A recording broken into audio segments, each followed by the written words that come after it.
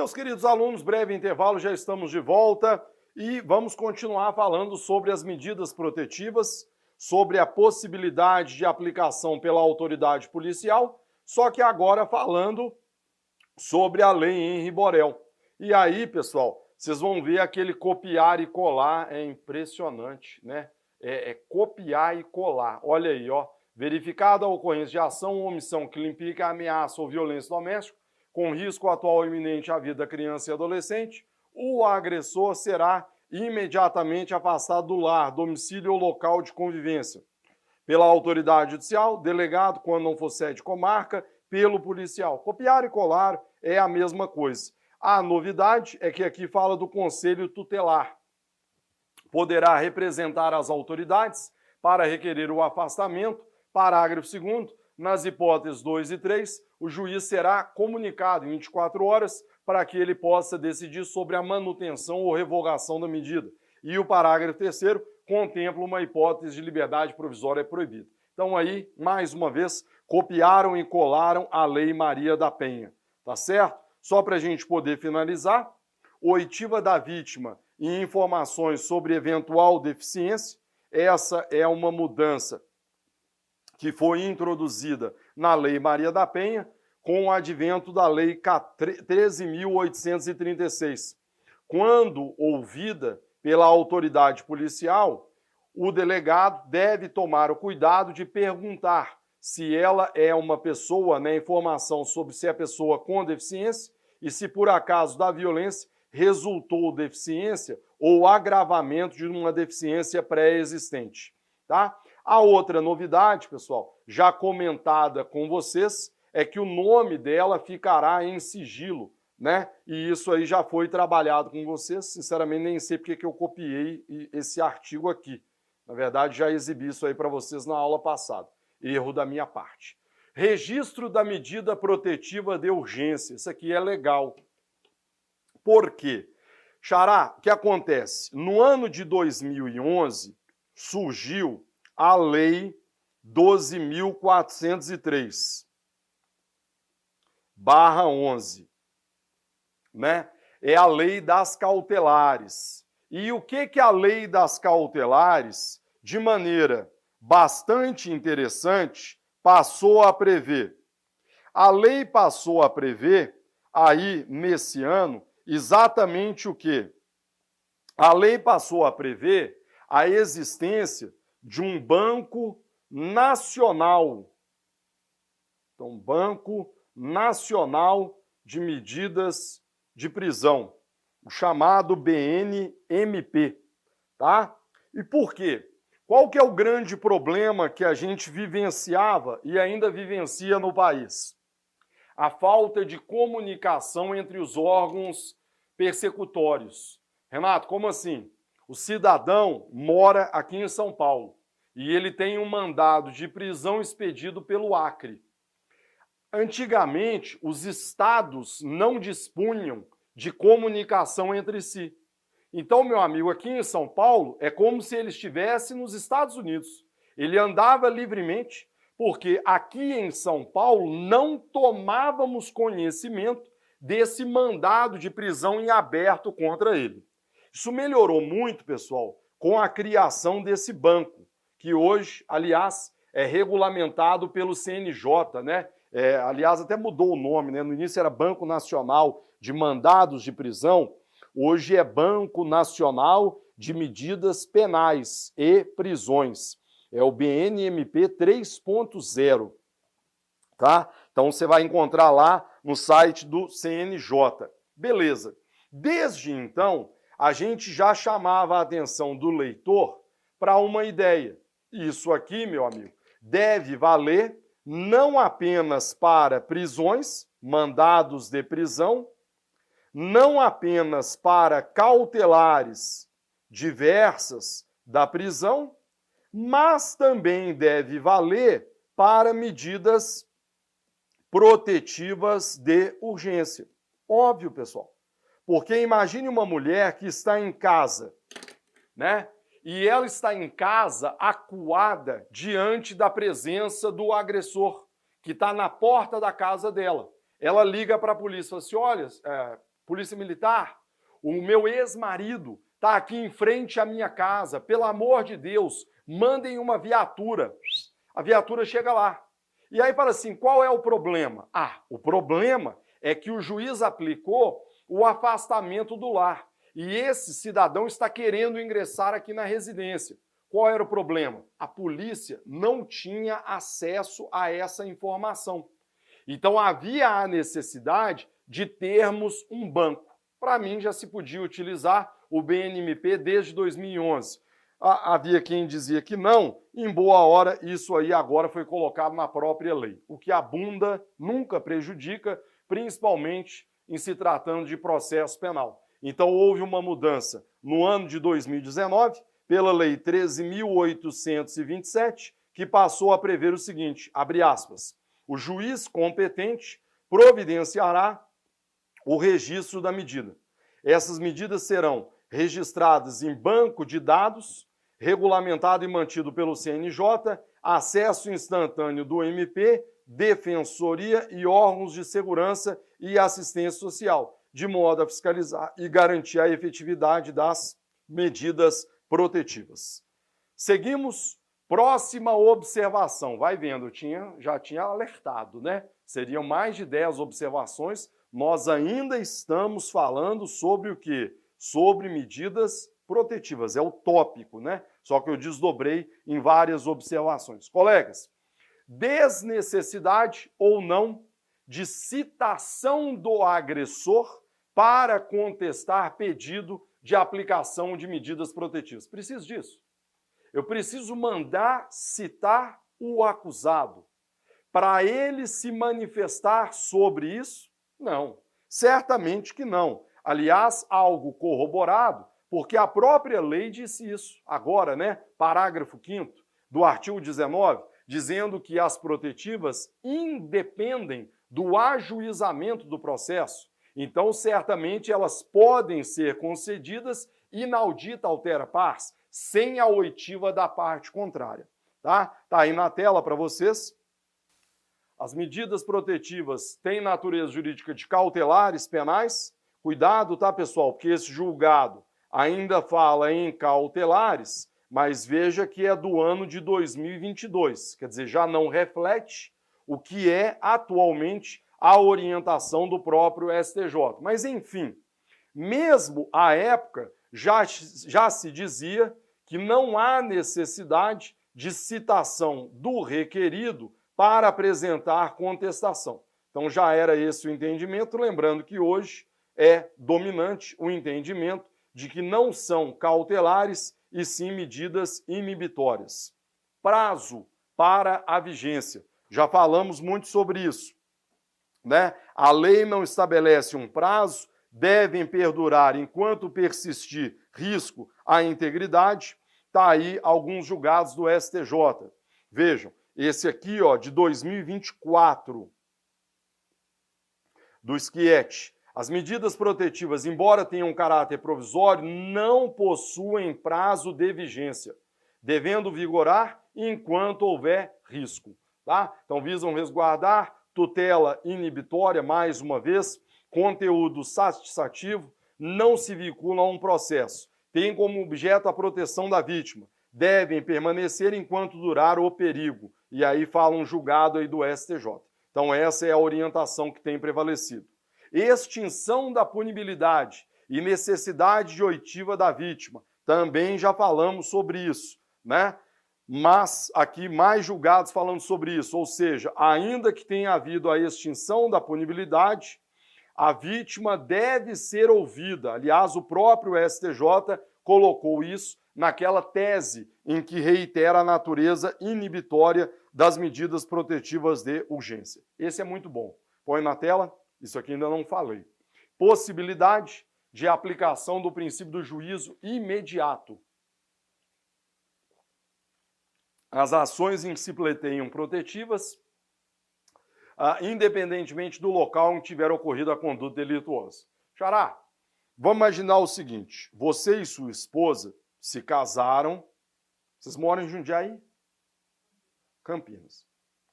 Xará, residência do casal de Pombinhos é Campinas, tá certo? Então vamos imaginar o seguinte, os dois vão passear em Fortaleza, tá certo?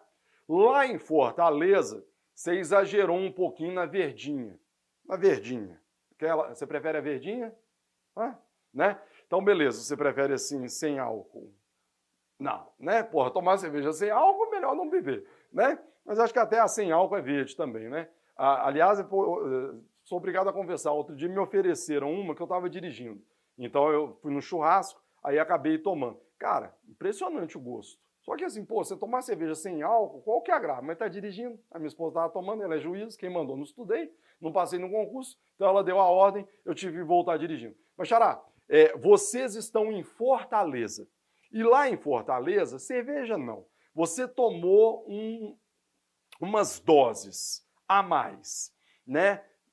Vodka. Vodka é um negócio perigoso. Pitu, isso, pronto, lá em Fortaleza, você tomou umas cachaças, uma pitu. Aí você ficou mais maluco que o Batman e agrediu sua esposa. Tranquilo? E o casal volta para São Paulo. Tranquilo. Aqui em São Paulo, ela resolve procurar a polícia para pedir uma medida protetiva contra você. Eu pergunto, quem é que vai ter competência para aplicar essa medida protetiva? Questão linda. Por quê? A gente sabe que, pode ficar comigo, Xará, mas está aqui na tela, eu estava só vendo se eu tinha copiado esse slide. A gente sabe que no Código de Processo Penal, a competência territorial, ela é determinada, pelo menos em regra, pelo local da consumação do delito. Então, na brincadeira que eu fiz com o Xará, qual seria o juízo competente para esse episódio de violência doméstica? Essa lesão corporal leve que ele praticou contra a esposa? Fortaleza. Porque foi lá, em Fortaleza, que o delito teria se consumado. Tudo bem.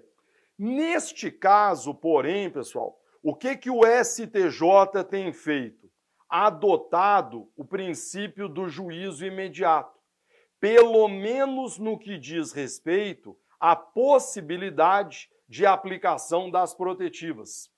Renato, como assim? Eu explico. Esse princípio do juízo imediato, ele é extraído de alguns microsistemas, como, por exemplo, o Estatuto da Criança e do Adolescente, que vai dizer que a competência pode ser determinada pelo local em que se encontre a criança ou o adolescente, à falta dos pais. Quer dizer, daí o nome, princípio do juízo imediato, é o juiz que está mais próximo. Ou seja, quem está mais próximo? Onde você reside, onde você mora. E aí qual é a ideia que o STJ trabalhou? Xará, se a sua esposa tivesse que ir à Fortaleza para requerer uma protetiva, talvez o prejuízo já estaria consumado. Então o STJ tem relativizado essa competência para aplicar a protetiva e aplicando o princípio do juízo imediato. Ou seja, pense no exemplo. A esposa do Xará, aqui em Campinas, poderia requerer que o juiz de Campinas aplicasse uma medida protetiva, sem prejuízo do julgamento em Fortaleza do crime de lesão corporal leve que ele praticou contra ela. Legal? Tema lindo. Para cair em prova, tá aí na tela para vocês o julgado, tá? De 2023, conflito de competência 190.666, tá? Ó, o juízo do domicílio da vítima é competente para julgar a protetiva, independentemente de a conduta ter ocorrido enquanto estavam em viagem fora do domicílio. Ó, princípio do juízo imediato, pelo menos na hora de apreciar as medidas protetivas de urgência. Um tema bem interessante que muito provavelmente deverá ser cobrado aí de vocês em provas futuras. Vou deixar aí para vocês. Legal? Próxima observação. Possibilidade do delegado de polícia requisitar ao MP a propositura de ação cautelar. Eu estou tentando lembrar se eu não falei sobre isso na aula passada. Que eu gravei já tem umas 2 semanas a minha primeira aula, né? Mas assim, cabeça já não ajuda muito, né? Mas vamos rapidamente lembrar, pessoal. Aqui você vê a Lei Henry Borel. Peço desculpas, tá, pessoal? Não gosto de ficar repetindo conteúdo, ainda mais em 2 aulas, né? Mas o parágrafo 1º do 21 prevê que o delegado poderá requisitar. Eu acho que eu falei. Requisitar é sinônimo de ordem. Por isso que sempre provocou controvérsias. Porque como é que o delegado vai dar uma ordem para o MP propor a ação cautelar de antecipação de provas? Não por outro motivo. Isso aí foi levado ao Supremo Tribunal Federal no julgamento da ADI 7.192. O Supremo conferiu interpretação conforme a esse dispositivo, aliás, julgou parcialmente procedente, conferiu interpretação, e assentar que o delegado pode solicitar ao MP a propositura dessa ação. Então, ao invés de você usar o verbo requisitar, onde você lê requisitar, você entende que estamos diante, sim, de uma mera solicitação. Tá? Para a gente poder concluir o tema medidas protetivas, vamos destacar que, ora, são voltadas para a pessoa do agressor, ora são voltadas para a pessoa da vítima. Então vamos dar uma olhada primeiro nas medidas que obrigam o agressor. Lembrando que esse artigo aqui, ó, toda semana não, mas todo ano sofre uma atualização.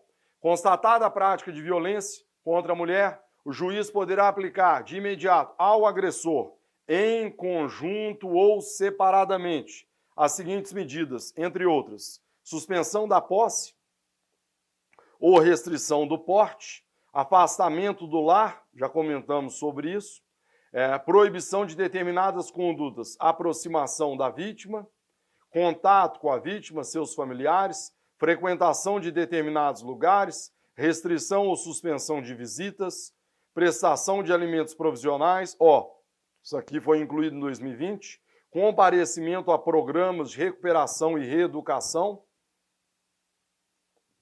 E 7, acompanhamento psicossocial do agressor, por meio de atendimento individual ou grupos de apoio. Esses grupos de apoio são bem interessantes. Uma vez eu até fui a um deles para assistir uma sessão aí. Por quê, Xará?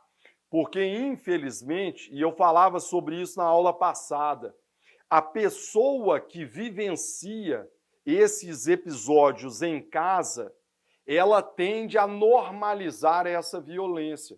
Algo que é uma aberração, como ela presencia aquilo em casa de maneira rotineira e cotidiana, para ela aquilo é normal. Então, na fase adulta, a tendência é reproduzir aquele padrão. Isso aí é muito tranquilo. Então, o exemplo que eu comentava, né, há pouco com vocês da professora, que ela disse que a criança tomou tapa na cara. Pô, desculpa a expressão, mas não tem outro. Se o vagabundo que dá um tapa na cara, se ele dá um tapa na cara de uma criança, é porque certamente também deve agredir o quê? A própria esposa. Então, você imagina uma criança dessa que é vítima de violência doméstica e que presencia a mãe sendo vítima de violência doméstica familiar.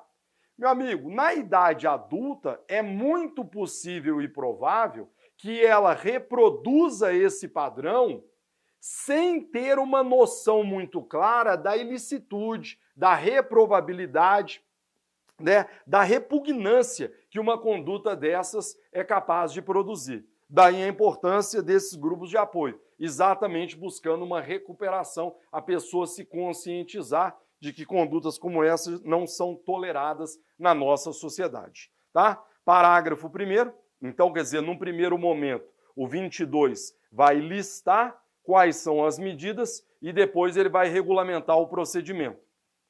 Parágrafo 1º, as medidas não impedem a aplicação de outras previstas na legislação, então você pode lembrar do Código de Processo Penal, por exemplo, das cautelares diversas da prisão, sempre que a segurança demandar. Parágrafo 2º, na hipótese do inciso 1º, ou seja, suspensão da posse ou restrição do porte. Encontrando-se o agressor lá nas condições mencionadas do Estatuto de Desarmamento, o juiz comunicará ao órgão, a corporação ou instituição, e determinará a restrição do porte de armas, ficando o superior imediato responsável pelo cumprimento da determinação, sob pena de incorrer em prevaricação ou desobediência. É muito comum. Às vezes, esse agressor é um policial civil, é um policial militar, então eu preciso, determinar que ele fique privado do acesso àquela arma de fogo. Então, daí a comunicação à chefia imediata. Parágrafo 3º. Para garantir a efetividade, poderá o juiz requisitar o auxílio da força policial. Aplica-se as hipóteses em que couber Código de Processo Civil. E o que me interessa mais aqui, parágrafo 5º. Nos casos previstos neste artigo, a medida protetiva poderá ser cumulada com a sujeição do agressor a monitoramento eletrônico, disponibilizando-se à vítima dispositivo de segurança que alerte sobre sua eventual aproximação. Colega, isso aqui é bem interessante. Aliás, foi incluído pela Lei 15.125. Renato, como assim? O monitoramento eletrônico em si, ele não é tamanha novidade. Por quê? Porque o monitoramento eletrônico já era passível de utilização, porém com fundamento no Código de Processo Penal. Mais precisamente, o artigo 319, inciso 9º, do CPP. Tudo bem. Só que qual é o problema do monitoramento eletrônico? Se de um lado ele permite certo controle sobre a pessoa do agressor, do outro ele deixa a vítima desprotegida se acaso haja uma aproximação. Então, por isso que, mesmo antes dessa mudança, isso já vinha acontecendo na prática em alguns estados. A mulher, Xará, ela recebia um aparelhozinho que comunicava a aproximação deles. Eu já até li, nunca vi especificamente, até mesmo alguns aplicativos em aparelho celular que notificam você no caso de aproximação desse indivíduo sob monitoramento eletrônico. Pô, espetacular. Porque, quer dizer, de nada adianta o cara estar com monitoramento eletrônico se ao abrir a porta da minha casa eu me dou de frente com ele. Então, muito melhor é você ser avisado. Então, quando o juiz aplica a protetiva, geralmente ele aplica 500 metros, 1 quilômetro, quer dizer, estabelece um raio de distância. E quando você descumpre esse distanciamento, o GPS avisa, você recebe uma notificação. Quer dizer, é o tempo necessário para você acionar a polícia militar, comparecer ao local para que nada pior venha a acontecer. Então, uma mudança extremamente positiva. Artigo 23. Agora, as protetivas que versam sobre a proteção da vítima. Poderá o juiz, quando necessário, sem prejuízo de outras, encaminhar a programa oficial comunitário de proteção, recondução ao lar, depois do afastamento do agressor, óbvio, afastamento do ofendido do lar, sem prejuízo dos direitos relativos a bem, guarda e alimentos. Isso aqui era muito comum que acontecesse. A mulher ficava preocupada com isso e não queria sair do lar. Separação de corpos, matrícula dos dependentes em instituição básica mais próxima do domicílio ou a transferência para a instituição, independentemente de vaga. Para a proteção patrimonial dos bens, o juiz poderá determinar restituição de bens indevidamente subtraídos, proibição temporária, celebração de atos de compra e venda, suspensão de procurações, prestação de caução provisória. Tá? Algumas observações interessantes, deixa eu só molhar a garganta. Primeiro, manutenção do vínculo trabalhista. Quando necessário, o afastamento do local de trabalho por até 6 meses. Xará, pode voltar comigo aqui? Só para a gente poder comentar isso aqui rapidamente. Colegas, qual é o grande problema sobre a violência doméstica? Entre outros, né? Um dos problemas era exatamente qual? o problema do trabalho, do vínculo trabalhista. E por quê, Xará?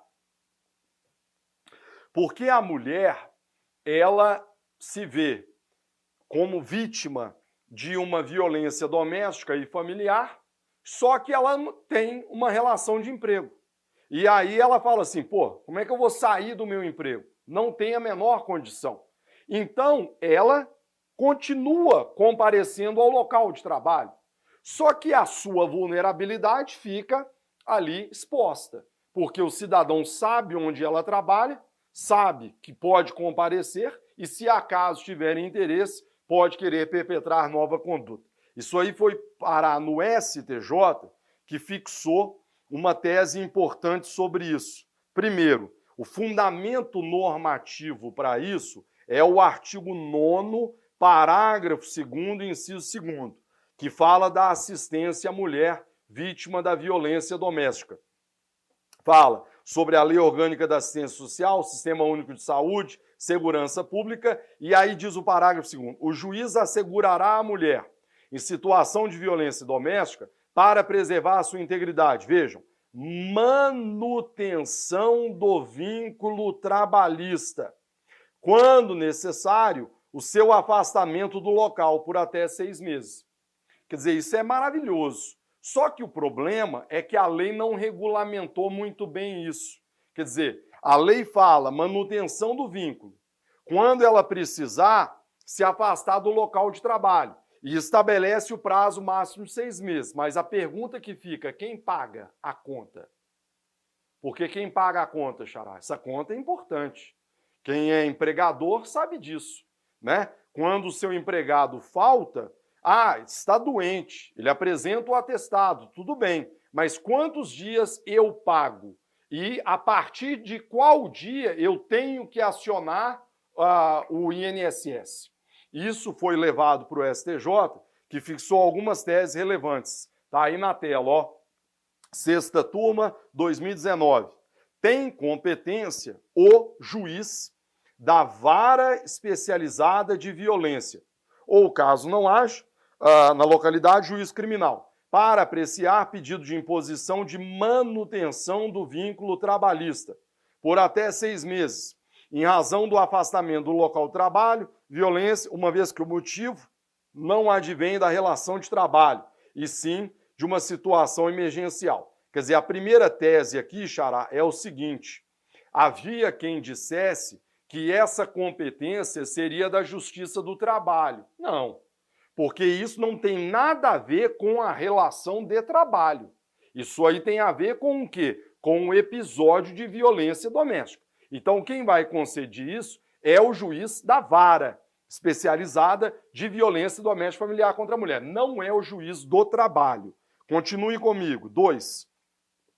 Tem direito ao recebimento de salário essa pessoa que teve como protetiva imposta ao empregador a manutenção do vínculo trabalhista. Óbvio, porque, meu filho, se você não pagar o salário dessa pessoa, esquece, né? Na miséria em que boa parte da população brasileira vive, como é que essa pessoa, a despeito da violência, vai sobreviver sem salário? Não tem a menor condição.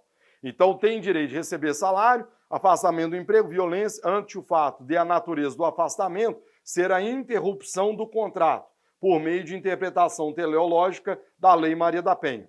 3. Incide o auxílio-doença. Olha que legal. Quer dizer, nós vamos entender que seria uma espécie de auxílio-doença, diante da falta de previsão legal referente ao período de afastamento do trabalho, quando reconhecida ser decorrente de violência doméstica, pois tal situação advém de ofensa à integridade física e psicológica da mulher e deve ser equiparada aos casos de doença da assegurada por meio de interpretação extensiva da Lei Maria da Penha. Nesse caso, ao invés do atestado médico, o que vai haver é a apresentação do documento de homologação ou determinação judicial em decorrência da violência doméstica familiar. Quer dizer, se trata, Xará, de auxílio-doença, aí, pode ficar comigo, vocês vão trabalhar com aquela mesma lógica do direito previdenciário. De cabeça eu não lembro mais, né? Mas assim, nos primeiros dias, o empregador que paga, a partir de tal dia, aí já entra no INSS e é o Instituto Nacional do Seguro Social que vai fazer o pagamento.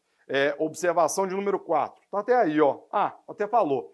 Empregador, o pagamento dos 15 primeiros dias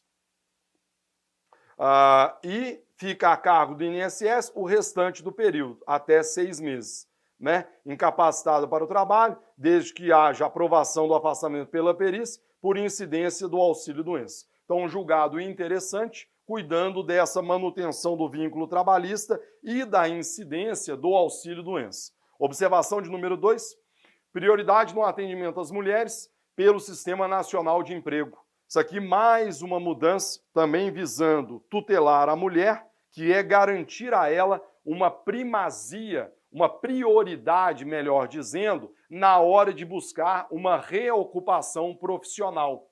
Aí você vai ver uma mudança produzida pela Lei 14.542, lá na Lei 13.667, que vai cuidar aí desse sistema e vai prever que mulheres em situação de violência doméstica terão prioridade no atendimento pelo Cine, sendo a elas reservada 10% das vagas ofertadas para intermediação. Então, uma medida programática para tentar amenizar essa violência doméstica e assegurar a essa mulher uma reocupação profissional.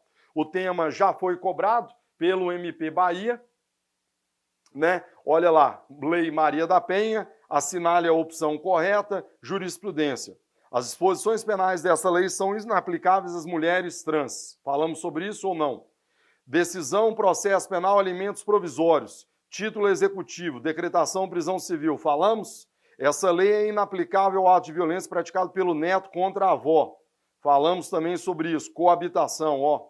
É necessária subjugação feminina. Falamos sobre isso. A circunstância da residência de propriedade comum não afasta o cabimento de afastamento do lar. Então, aí uma questão onde as protetivas foram cobradas do aluno que queria ser aprovado para o MP da Bahia. 32 minutos e 30 e poucos. Breve intervalo, a gente volta já já.